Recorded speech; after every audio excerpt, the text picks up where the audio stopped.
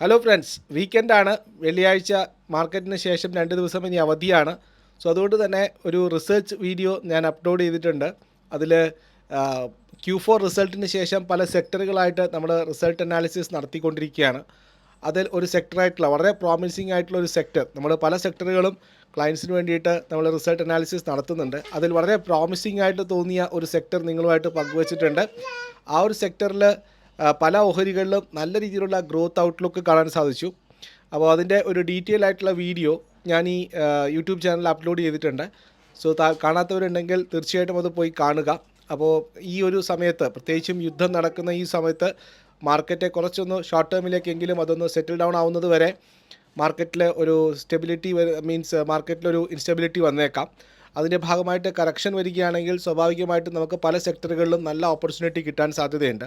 അപ്പോൾ valuation vice വളരെ strong ആയിട്ടുള്ള, അതുപോലെ തന്നെ നല്ല റിസൾട്ടുകൾ പങ്കുവച്ചിരിക്കുന്ന നല്ല കമ്പനികളിൽ നിക്ഷേപ അവസരം വരികയാണെങ്കിൽ അത് മുതലെടുക്കുക എന്നുള്ളത് ഒരു സമർത്ഥനായിട്ടുള്ള ഇൻവെസ്റ്ററുടെ വഴിയാണ്. അപ്പോൾ അങ്ങനെയുള്ള സമയങ്ങളിൽ ഈ അടുത്തായിട്ട് വന്നിരിക്കുന്ന റിസൾട്ട് Q4 ആണ്.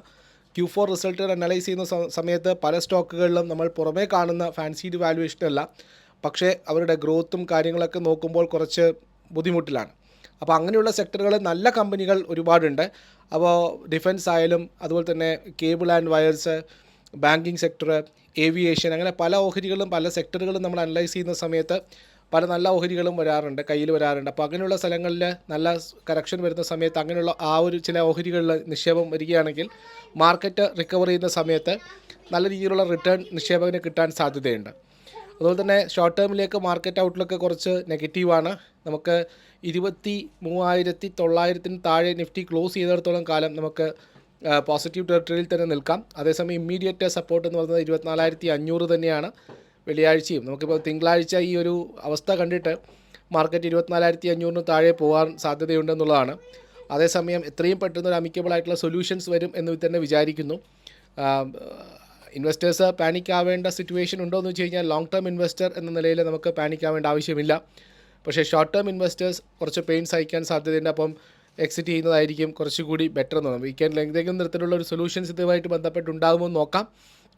അല്ല എങ്കിൽ വളരെ സമർത്ഥമായിട്ട് മാർക്കറ്റിനെ സമീപിക്കേണ്ട സമയമാണ്.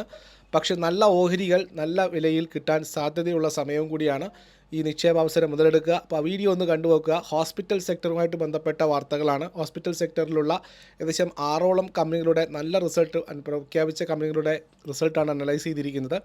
സോ തീർച്ചയായിട്ടും കാണുക, മറ്റുള്ളവരിലേക്ക് എത്തിക്കുക. അപ്പോൾ thank you for watching me. Have A nice day and have A nice weekend. Thank you.